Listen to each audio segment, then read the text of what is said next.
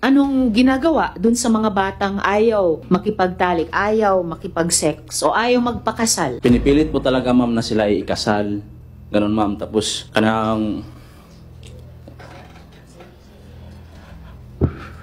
Gusto ko pong tanungin si Mark Berhel Gaisano. Kinukumpirma mo ba na ikaw ay miyembro ng Agila, yung elite army ni Senyor Aguila? yes ma'am. Yes ma'am. At kailan ka po umalis sa kapihan? Last year, August 2022. Yung kapatid mo rin, ano po, ay ipinakasal ni Senyor Aguila? Yes ma'am. At ilang taon po yung kapatid nyo nung ipinakasal siya? 12 years old. So 12 years old.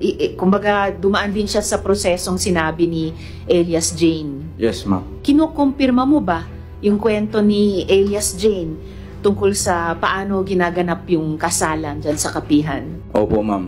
Kasi kami yung seguridad noon, kaya saksi ako. At ilang taon po yung mga babaeng ipinapakasal? 12 pataas ma'am.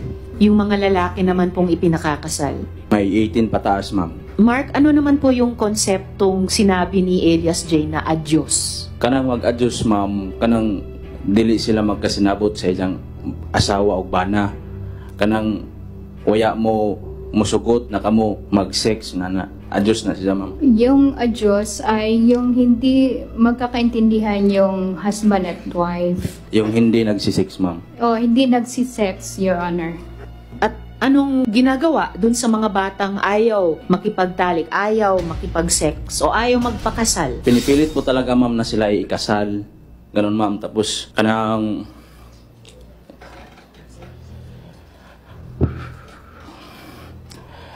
Relax ka lang, relax lang. Okay lang. ang bisag dili mo sugot ang minor de edad ma'am, piliton gud sila na minjoon kay suko naman lagi na sa Dios. So, kahit na hindi mo pumapayag yung minor, pilit na kinakasal kasi sugo ng Diyos. So kahit umaayaw yung bata magpakasal, pinipilit siyang magpakasal? Yes ma'am. Kasi may naman gani ko yung nasaksihan ma'am na ang usa ka babae midagan. Meron akong nasaksihan na yung isang babae ay tumakbo. Tapos gigukod na mo sa among usa ka kauban na Agila squad. Nya gigudod siya ma'am. We ran after her and we dragged her, Your Honor. Pagkatapos, dinarag, anong nangyari? Kinasal talaga siya sir. Ikasal siya, ikasal. Tapos ang pagka magkasal sir, sa tanan na pares ni Ja, pero ay line by line man na siya. Magunad sa, ang babae magunad sa 12 up to 12 pataas, ang lalaki po 18 to pataas. Tapos magsisilik yan si Senyor. Kasama niya si Janet Ahok, Roselia Sanico at saka si Karen Sanico. Andyan yan sir. Sila, yung dalawang babae sir, yan si Janet Ahok at si Roselia Ahok. Magsisilik sila ng babae at lalaki at tapos sasabihin nila ni Senyor na yan sila Senyor, ipalis mo, ganun. Tapos agree din si Senyor. Una is line by line yung babae na from 12 up ang ages, yung mga lalaki 18 up. Tapos through the assistance of Janet Ahok, Rosalie Sanico, and Karen Sanico, ang senior ay magsiselect. Yung si Janet, si Rosalie at si Karen ang magre-recommend kay senior at usually mag-agree naman si senior. Janet Ahok, may pamilya ka ba? May anak ka? Ilan ang anak mo?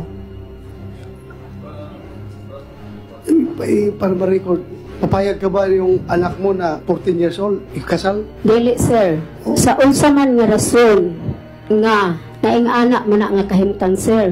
Ako usa ka ginikanan. Sandali, yung paminawa, just listen to my question and you answer my question ha. Narinig mo yung sinabi niya na kayo na nag-facilitate pagkasal ng mga bata? Dili ta tinuod sir. Dili tinood. Dili. Kung totoo man niya sinasabi niya, kung gagawin yan sa anak mo, I don't know kung papayag ka. Sigurado kung hindi ka papayag. So, klaro yung sinabi mo, Mark, na sina Miss Janet, Miss Rosalie, Miss Karen ay nagre-rekomenda kay Senyor Aguila. Opo ma'am. Dun sa pagpapares-pares. At usually, nag-a-agree si Senyor Aguila. Opo ma'am. Salamat, Mark.